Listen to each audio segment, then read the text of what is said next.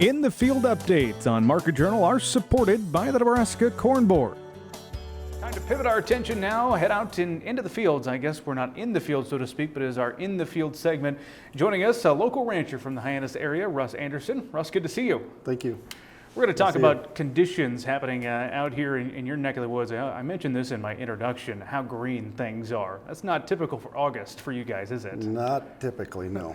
Talk about the rainfall that you've seen this past year. Obviously, it seems to be a little bit more abundant, at least late in the season. Yeah, we had such a heavy snowfall. We thought that would bleed over into spring, and it didn't.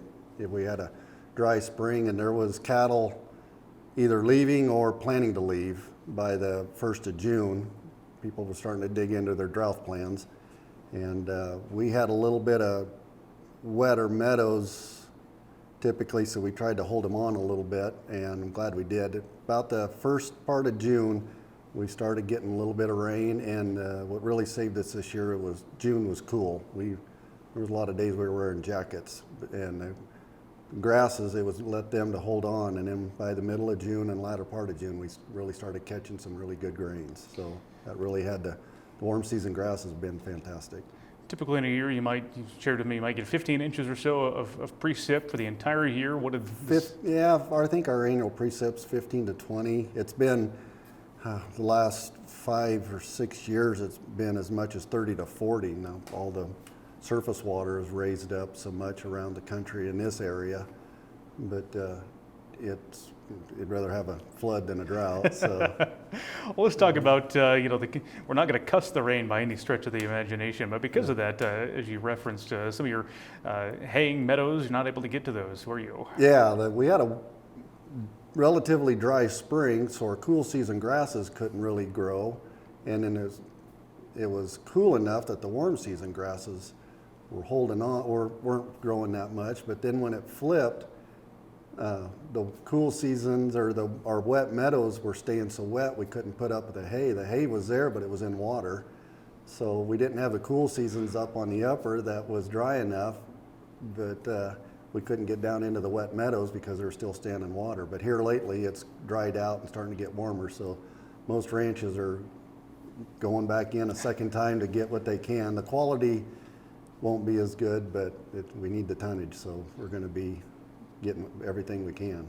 Heard from a couple producers, when it comes to the hay situation, there's been plenty of rain, but because of the lack of hay, it might be tough to keep those cattle for the winter. Are you hearing that from your friends and neighbors as well?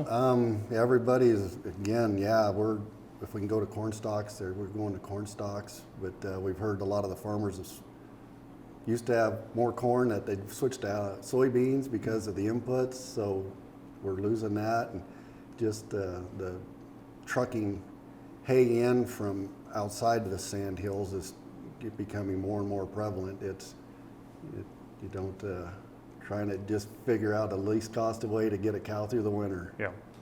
I was asking you about sunflowers because I'm sure in our broadcast our viewers will be able to see there's an abundance of them out here this time of year. Is it typical to see so many sunflowers, or the rain bring a lot of those in? Well, the rain did, but generally brings the sunflowers on as a year after drought. Okay. So last year we were pretty dry, and then so the next year it's just, if you can see towards the end of summer, the sunflowers just explode, and they did really good, especially with the rains we've had. So yeah, they've grown. Well, tell me about some of the other conditions for your ranch, your operation, things you're facing, challenges or opportunities you see. Basically just the weather, the situation. What's kind of irritating for us now for putting up the hay, which in most of our area we use high school kids or college age kids to help put up the hay.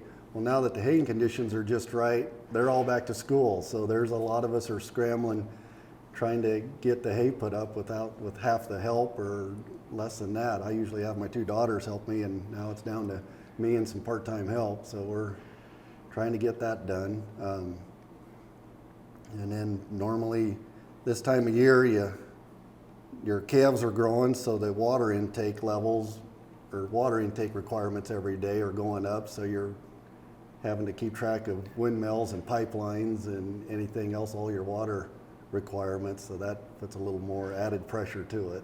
There's always something. There's always something. Before I let you go, we had the market outlook here with Caitlin. She was talking about the long-term factors influencing the cattle market. Seems as though there's a lot of optimism out there, particularly for cow-calf producers. Are you feeling that same way, and in conversations hearing that? Yeah, we'll be good. That's, neighbors we've talked to for the last few weeks. I think we'll be good. The market's going to stay good until Texas, Oklahoma, Kansas start getting lots of rain and growing a lot of grass, and then they'll be pulling heifers back and it'll grow. I think we're good for a couple of years, and then we'll see, short of something geopolitical or worldwide something happen, and I think we'll be fine.